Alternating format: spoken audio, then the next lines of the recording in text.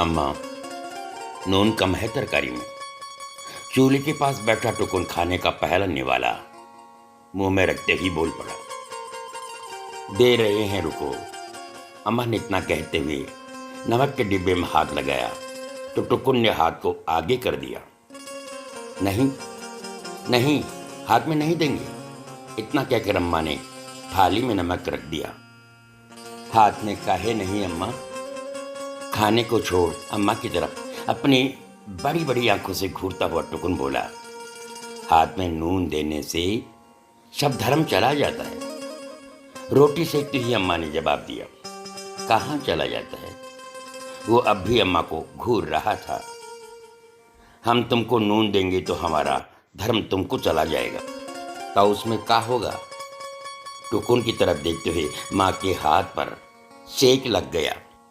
वो तड़पते हुए बोली, तुम्हारी बदकही में हाथ जल गया, चलो चुपचाप खाना खाओ। टुकुन ने इसी के साथ अम्मा के हाथ से मार भी खा ली। अब जब माँ टुकुन को नमक देती तो वो जानबूझकर हाथ आगे कर और साथ ही साथ माँ के हाथ पर नमक ना रखने पर वही सवाल पूछता।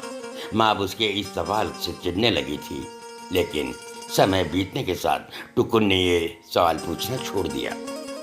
गरीब की जिंदगी सांप सीढ़ी के खेल जैसी है, कब ऊंचाई छूती खुशियों को मुसीबतों का सांप डस ले और कब गरीब आसमान से सीधा जमीन पर आ पहुंचे कह नहीं सकते। इधर भी यही हुआ। एक दिन अम्मा बीमार पड़ गई। टुकुन का परिवार जो कम ही खुश था, आज मुसीबतों के पहाड़ तले दब चुका था। टुकुन के पिता ने अपनी हैसियत के हिसाब से आसपास के सभी डॉक्टरों को दिखाया, लेकिन उसकी हालत में कुछ खास सुधार नहीं आ रहा था। टुकुन की अम्मा की बिगड़ती हालत और बढ़ रहे कर्जे की मार उसके पिता की हिम्मत और उम्मीदों को तोड़ रही थी। एक दिन टुकुन अपनी अम्मा के सिरहाने जाकर बैठ गया। अम्मा, तुमको क्या हो गया? अम्मा को एक टक देखता टुकुन एकदम से बोल उठा, कुछ हो नहीं बबुआ, बस थोड़ा बीमार है, जल्दी ठीक हो जाएंगे।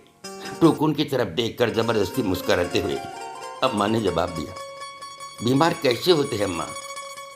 ये सब कर्म का खेल है बाबू, किए होंगे कौन पाप जिसका सजा भोग रहे हैं।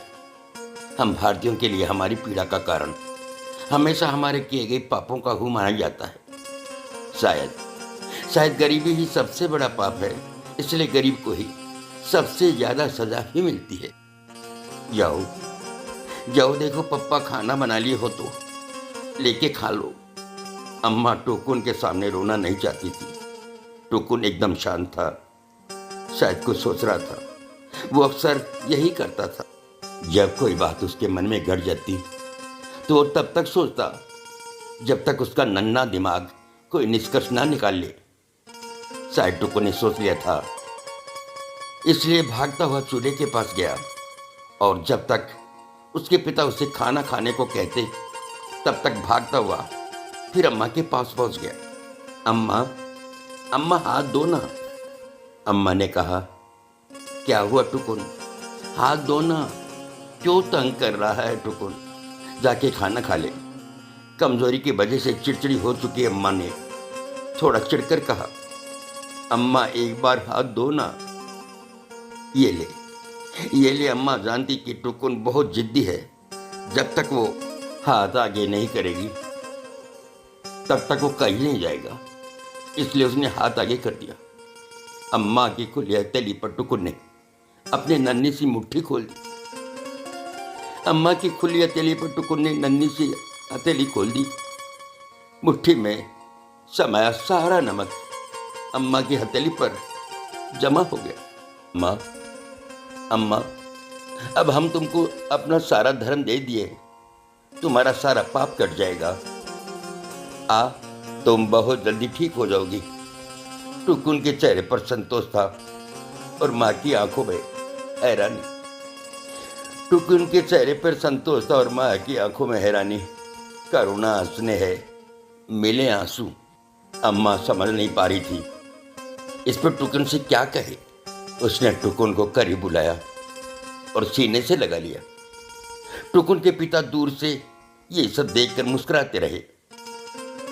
नमक से कुछ हो ना हो, लेकिन अपने लिए बेटे के मन में ये इतना स्नेह और फिक्र देखकर अम्मा के अंदर की आधी बीमारी तो क्षण भर में ठीक हो गई थी। बच्चे सच में आधा दुख हर लेते हैं।